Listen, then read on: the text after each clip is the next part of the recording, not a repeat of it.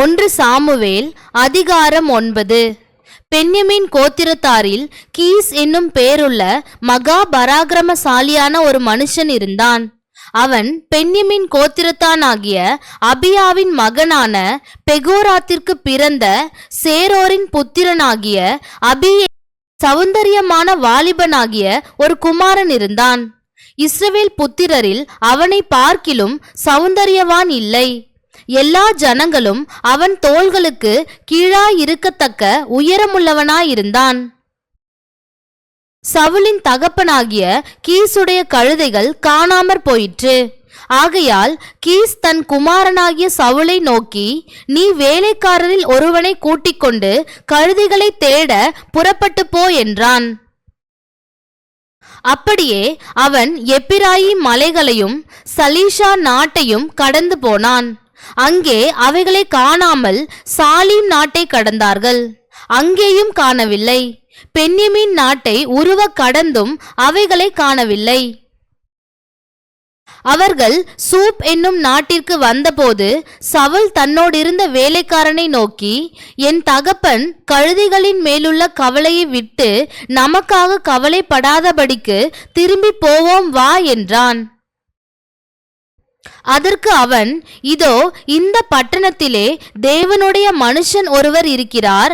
அவர் பெரியவர். அவர் சொல்லுகிறதெல்லாம் தப்பாமல் நடக்கும். அங்கே போவோம். ஒருவேளை அவர் நாம் போக வேண்டிய நம்முடைய வழியை நமக்கு தெரிவிப்பார் என்றான். அப்பொழுது சவுல் தன் வேலைக்காரனை பார்த்து, நாம் போனாலும் அந்த மனுஷனுக்கு என்னத்தை கொண்டு போவோம்? நம்முடைய பைகளில் இருந்த தின்பண்டங்கள் செலவழிந்து போயிற்று. தேவனுடைய மனுஷனாகிய அவருக்கு கொண்டு போகத்தக்க காணிக்கை நம்மிடத்தில் ஒன்றும் இல்லையே என்றான். அந்த வேலைக்காரன் பின்னும் சவுலை பார்த்து, இதோ என் கையில் இன்னும் 1/4 சேக்கல் வெள்ளி இருக்கிறது. தேவனுடைய மனுஷன் நமக்கு நம்முடைய வழியை அறிவிக்கும்படிக்கு அதை அவருக்கு கொடுப்பேன் என்றான். முற்காலத்தில் இஸ்ரவேலில் யாதொருவர் தேவனிடத்தில் விசாரிக்க போனால் ஞான திருஷ்டிக்காரனிடத்திற்கு போவோம் வாருங்கள் என்பார்கள். இந்நாளிலே தீர்க்கதரிசி எனப்படுகிறவன் முற்காலத்தில் ஞான திருஷ்டிக்காரன் எனப்படுவான். அப்பொழுது சவுல் தன் வேலைக்கார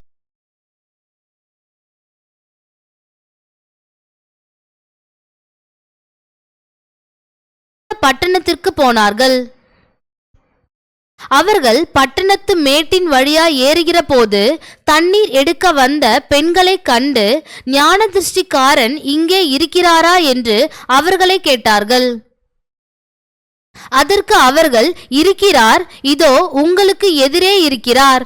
தீவிரமாய் போங்கள். இன்றைக்கு ஜனங்கள் மேடையில் பலியிடுகிறபடியினால் இன்றைய தினம் பட்டணத்திற்கு வந்தார். நீங்கள் பட்டணத்திற்குள் பிரவேசித்த உடனே அவர் மேடையின் மேல் போஜனம் பண்ண போகிறதற்கு முன்னே அவரை காண்பீர்கள். அவர் வருமட்டும் ஜனங்கள் போஜனம் பண்ண மாட்டார்கள். பலியிட்டதை அவர் ஆசீர்வதிப்பார். பின்பு அழைக்கப்பட்டவர்கள் போஜனம் பண்ணுவார்கள். உடனே போங்கள், இந்நேரத்திலே அவரை கண்டு கொள்ளலாம் என்றார்கள். அவர்கள் பட்டணத்திற்கு போய் பட்டணத்தின் நடுவே சேர்ந்தபோது இதோ சாமுவேல் மேடையின் மேல் ஏறி போகிறதற்காக அவர்களுக்கு எதிரே புறப்பட்டு வந்தான்.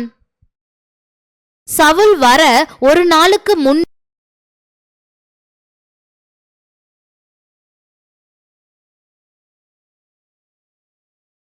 மனுஷனை உன்னிடத்தில் அனுப்புவேன்.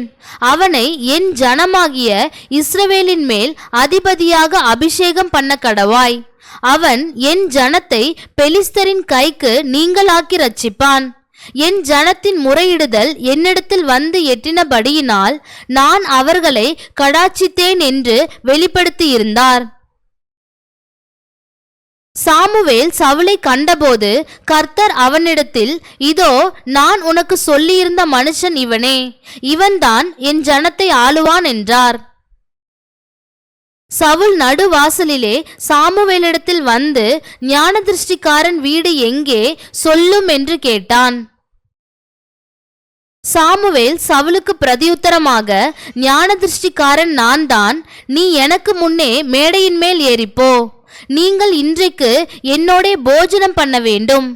நாளை காலமே நான் உன் இருதயத்தில் உள்ளது எல்லாவற்றையும் உனக்கு அறிவித்து உன்னை அனுப்பிவிடுவேன்.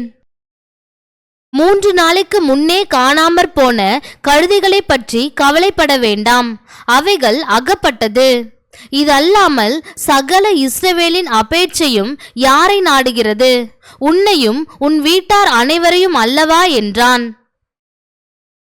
அப்பொழுது சவுல் பிரதியுத்தரமாக, நான் இஸ்ரவேல் கோத்திரங்களிலே சிறிதான பென்யமீன் கோத்திரத்தான் அல்லவா?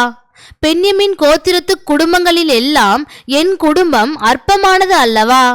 நீர் இப்படிப்பட்ட வார்த்தையை என்னிடத்தில் சொல்வானேன் என்றான்.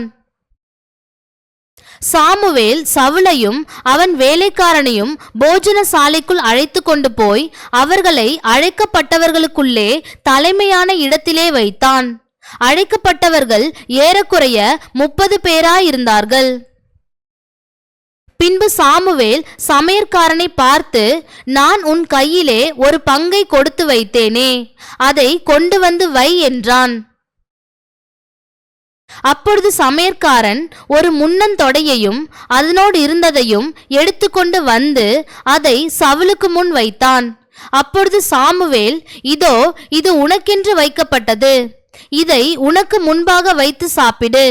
நான் ஜனங்களை விருந்துக்கு அழைத்தது முதல் இதுவரைக்கும் இது உனக்காக வைக்கப்பட்ட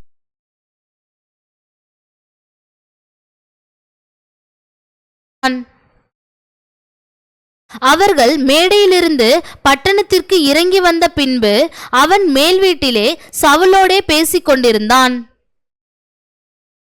அவர்கள் அதிகாலமே கிழக்கு வெளுக்கிற நேரத்தில் எழுந்திருந்த போது சாமுவேல் சவுலை மேல் வீட்டின் மேல் அழைத்து, நான் உன்னை அனுப்பிவிடும்படிக்கு ஆயத்தப்படு என்றான். சவுல் ஆயத்தப்பட்ட போது அவனும் சாமுவேலும் இருவருமாக வெளியே புறப்பட்டார்கள். அவர்கள் பட்டணத்தின் கடைசி மட்டும் இறங்கி வந்த போது சாமுவேல் சவுலை பார்த்து, வேலைக்காரனை நமக்கு முன்னே நடந்து போகச் சொல் என்றான். அப்படியே அவன் நடந்து போனான். இப்பொழுது நான் தேவனுடைய வார்த்தையை உனக்கு தெரிவிக்கும்படிக்கு நீ சற்றே தரித்து நில் என்றான். அதிகாரம் 10. அப்பொழுது சாமுவேல் தைல குப்பியை எடுத்து அவன் தலையின் மேல் வார்த்து அவனை முத்தம் செய்து, கர்த்தர் உன்னை தம்முடைய சுதந்திரத்தின் மேல் தலைவனாக அபிஷேகம் பண்ணினார் அல்லவா?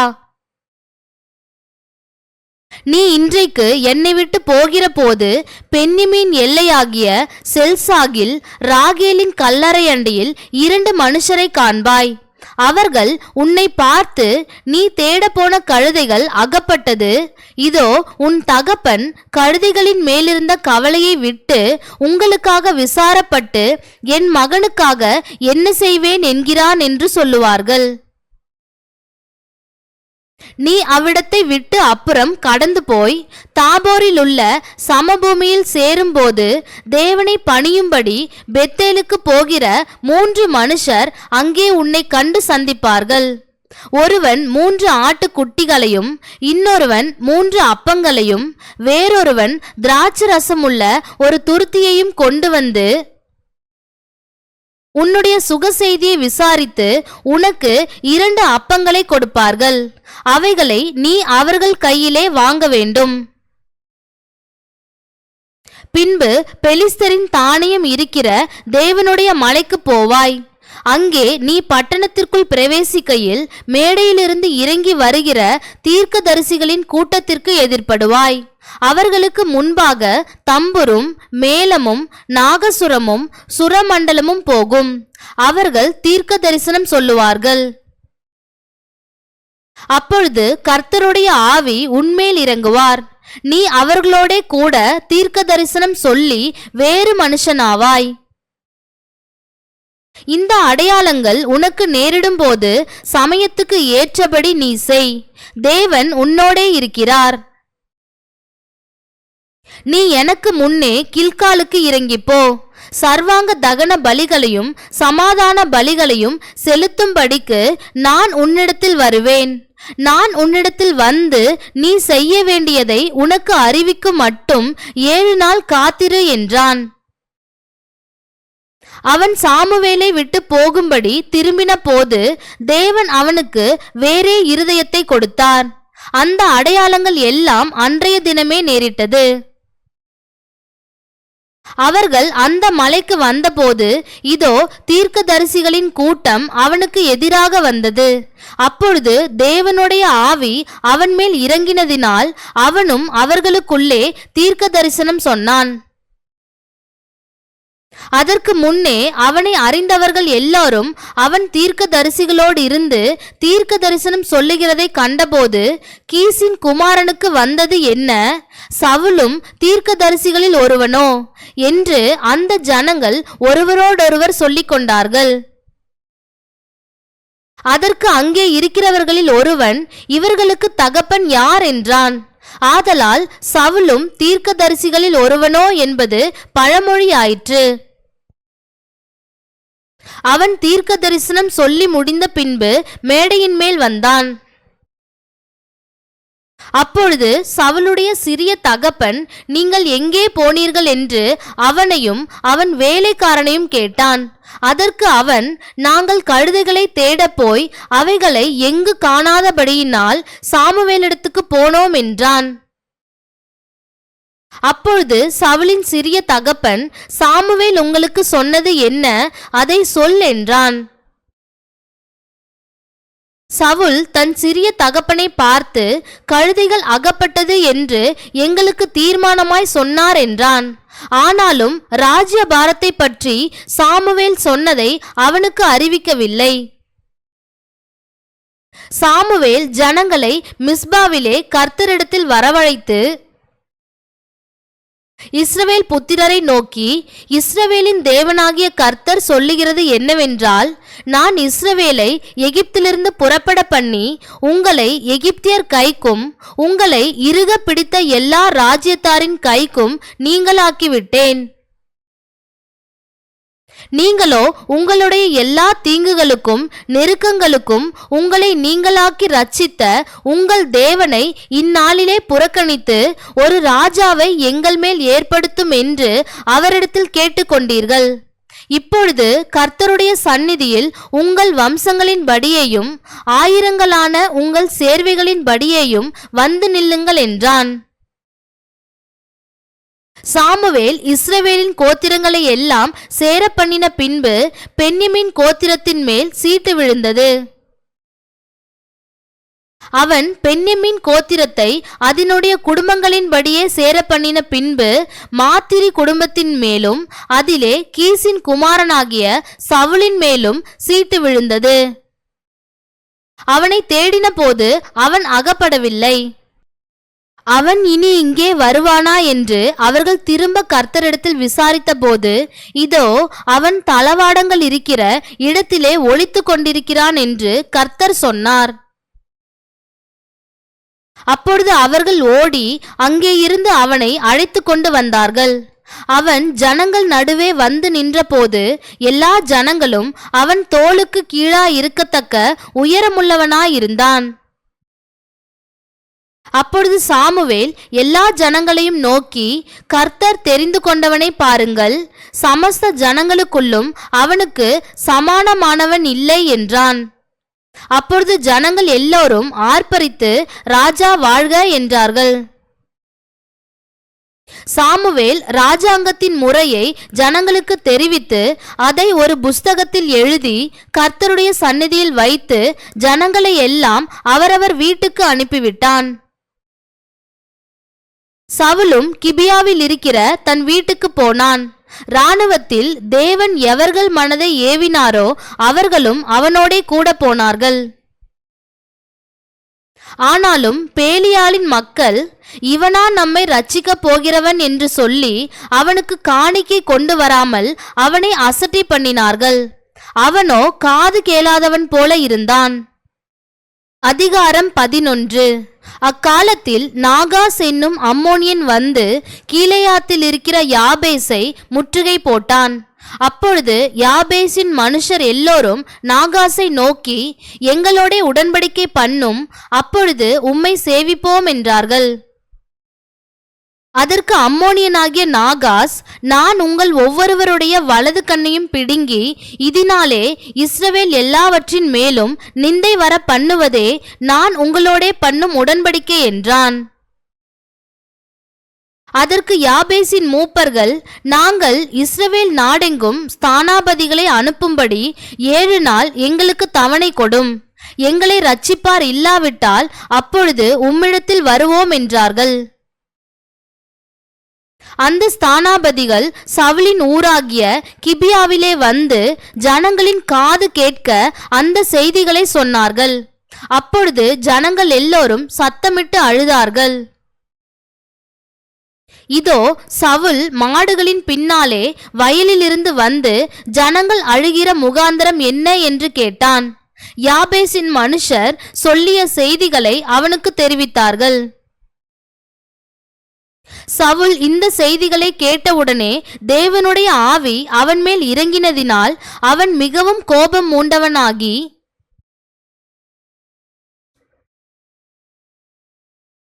ஓர் இணை மாட்டை பிடித்து துண்டித்து அந்த ஸ்தானாபதிகள் கையிலே கொடுத்து இஸ்ரவேலின் நாடுகளுக்கெல்லாம் அனுப்பி, சவுலின் பின்னாலேயும் சாமுவேலின் பின்னாலேயும் புறப்படாதவன் எவனோ அவனுடைய மாடுகளுக்கு இப்படி செய்யப்படும் என்று சொல்லி அனுப்பினான். அப்பொழுது கர்த்தரால் உண்டான பயங்கரம் ஜனத்தின் மேல் வந்ததினால் ஒருமனப்பட்டு புறப்பட்டு வந்தார்கள். அவர்களை பேசேக்கிலே லக்கம் பார்த்தான். இஸ்ரவேல் புத்திரரில் 3,00,000 பேரும் யூதா மனுஷரில் 30,000 பேரும் இருந்தார்கள். வந்த ஸ்தானாபதிகளை அவர்கள் நோக்கி, நாளைக்கு வெயில் ஏறுகிறதற்கு முன்னே உங்களுக்கு ரட்சிப்பு கிடைக்கும் என்று கீலேயாத்தில் இருக்கிற யாபேஷின் மனுஷருக்கு சொல்லுங்கள் என்றார்கள். ஸ்தானாபதிகள் வந்து யாபேஷின் மனுஷரிடத்தில் அதை அறிவித்தார்கள். அதற்கு அவர்கள் சந்தோஷப்பட்டார்கள். பின்பு யாபேஷின் மனுஷர், நாளைக்கு உங்களிடத்தில் வருவோம், அப்பொழுது உங்கள் இஷ்டப்படியெல்லாம் எங்களுக்கு செய்யுங்கள் என்றார்கள். மறுநாளிலே சவுல் ஜனங்களை 3 படையாக வகுத்து கிழக்கு வெளுத்து வரும் ஜாமத்தில் பாளையத்திற்குள் வந்து வெயில் ஏறும் வரைக்கும் அம்மோனியரை முறியடித்தான். தப்பினவர்களில் 2 பேராகிலும் சேர்ந்து ஓடிப்போகாதபடி எல்லோரும் சிதறிப்போனார்கள். அப்பொழுது ஜனங்கள் சாமுவேலை நோக்கி, சவுலா நமக்கு ராஜாவாய் இருக்க போகிறவன் என்று சொன்னவர்கள் யார்? அந்த மனுஷரை நாங்கள் கொன்று போடும்படிக்கு ஒப்புக்கொடுங்கள் என்றார்கள். அதற்கு சவுல், இன்றைய தினம் ஒருவரும் கொல்லப்படலாகாது. இன்று கர்த்தர் இஸ்ரவேலுக்கு இரட்சிப்பை அருளினார் என்றான். அப்பொழுது சாமுவேல் ஜனங்களை நோக்கி, நாம் கில்காலுக்கு போய் அங்கே ராஜ்ய பாரத்தை ஸ்திரப்படுத்துவோம் வாருங்கள் என்றான். அப்படியே ஜனங்கள் எல்லோரும் கில்காலுக்கு போய் அவ்விடத்திலே கர்த்தருடைய சந்நிதியில் சவுலை ராஜாவாக ஏற்படுத்தி அங்கே கர்த்தருடைய சந்நிதியில் சமாதான பலிகளை செலுத்தி அங்கே சவுலும் இஸ்ரவேல் மனுஷர் யாவரும் மிகவும் சந்தோஷம் கொண்டாடினார்கள். அதிகாரம் 12. அப்பொழுது சாமுவேல் இஸ்ரவேலர் அனைவரையும் நோக்கி, இதோ நீங்கள் எனக்கு சொன்னபடியெல்லாம் உங்கள் சொற்கேட்டு உங்களுக்கு ஒரு ராஜாவை ஏற்படுத்தினேன். இப்போதும் இதோ ராஜாவானவர் உங்களுக்கு முன்பாக சஞ்சரித்து வருகிறார். நானோ கிழவனும் நரைத்தவனுமானேன். என் குமாரர் உங்களோடு இருப்பார்கள்.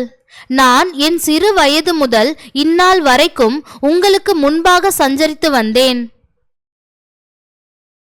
இதோ இருக்கிறேன். கர்த்தரின் சந்நிதியிலும் அவர் அபிஷேகம் பண்ணி வைத்தவருக்கு முன்பாகவும் என்னை குறித்து சாட்சி சொல்லுங்கள். நான் யாருடைய எருதை எடுத்துக்கொண்டேன்? யாருடைய கழுதையை எடுத்துக்கொண்டேன்? யாருக்கு அநியாயம் செய்தேன்? யாருக்கு இடுக்கண் செய்தேன்? யார் கையில் பரிதானம் வாங்கிக் கொண்டு கஞ்சாடையாயிருந்தேன்? சொல்லுங்கள். அப்படி உண்டானால் அதை உங்களுக்கு திரும்ப கொடுப்பேன் என்றான். அதற்கு அவர்கள், நீர் எங்களுக்கு அநியாயம் செய்யவும் இல்லை, எங்களுக்கு இடுக்கண் செய்யவும் இல்லை, ஒருவர் கையிலும் ஒன்றும் வாங்கவும் இல்லை என்றார்கள்.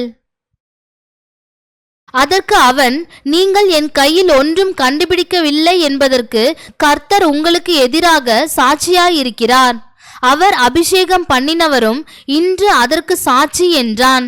அதற்கு அவர்கள், அவர் சாட்சிதான் என்றார்கள்.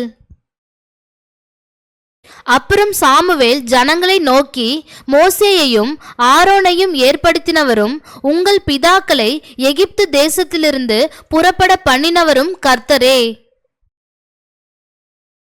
இப்போதும் கர்த்தர் உங்களுக்கும் உங்கள் பிதாக்களுக்கும் செய்து வந்த எல்லா நீதியான கிரியைகளை குறித்தும் நான் கர்த்தருடைய சந்நிதியில் உங்களோட நியாயம் பேசும்படிக்கு நீங்கள் நில்லுங்கள். யாக்கோபு எகிப்திலே போயிருக்கும் போது உங்கள் பிதாக்கள் கர்த்தரை நோக்கி முறையிட்டார்கள். அப்பொழுது கர்த்தர் மோசேயையும் ஆரோனையும் அனுப்பினார். அவர்கள் உங்கள் பிதாக்களை எகிப்திலிருந்து அழைத்து வந்து அவர்களை இந்த ஸ்தலத்திலே குடியிருக்க பண்ணினார்கள்.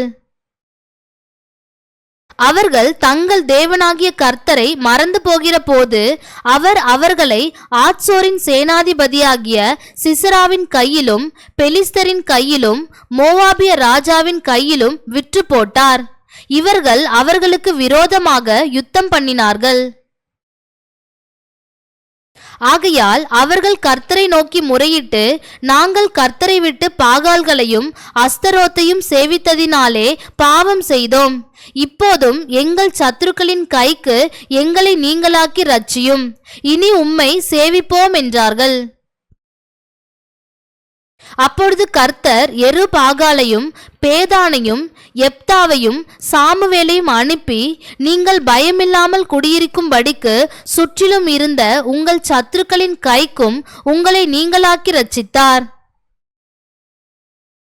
அம்மோன் புத்திரரின் ராஜாவாகிய நாகாஸ் உங்களுக்கு விரோதமாய் வருகிறதை நீங்கள் கண்டபோது உங்கள் தேவனாகிய கர்த்தரே உங்களுக்கு ராஜாவாய் இருந்தும் நீங்கள் என்னை நோக்கி, அப்படி அல்ல, ஒரு ராஜா எங்கள் மேல் ஆள வேண்டும் என்றீர்கள். இப்போதும் நீங்கள் வேண்டும் என்று விரும்பி தெரிந்து கொண்ட ராஜா இதோ இருக்கிறார். இதோ கர்த்தர் உங்களுக்கு ஒரு ராஜாவை ஏற்படுத்தினார்.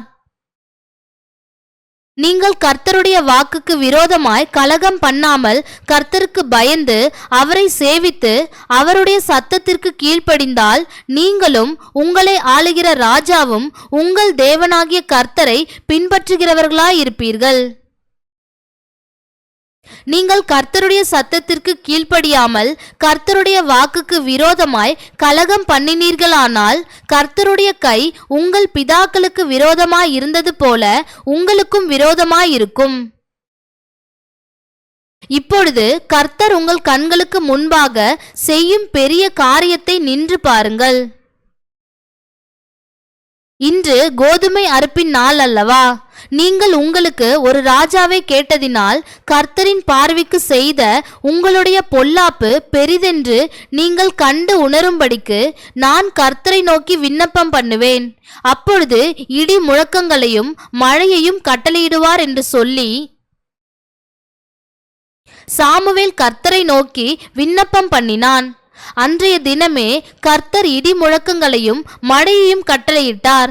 அப்பொழுது ஜனங்கள் எல்லோரும் கர்த்தருக்கும் சாமுவேலுக்கும் மிகவும் பயந்து சாமுவேலை பார்த்து, நாங்கள் சாகாதபடிக்கு உம்முடைய தேவனாகிய கர்த்தரிடத்தில் உம்முடைய அடியாருக்காக விண்ணப்பம் செய்யும். நாங்கள் செய்த எல்லா பாவங்களோடும் எங்களுக்கு ஒரு ராஜா வேண்டும் என்று கேட்ட இந்த பாவத்தையும் கூட்டிக் கொண்டோம் என்று ஜனங்கள் எல்லோரும் சொன்னார்கள்.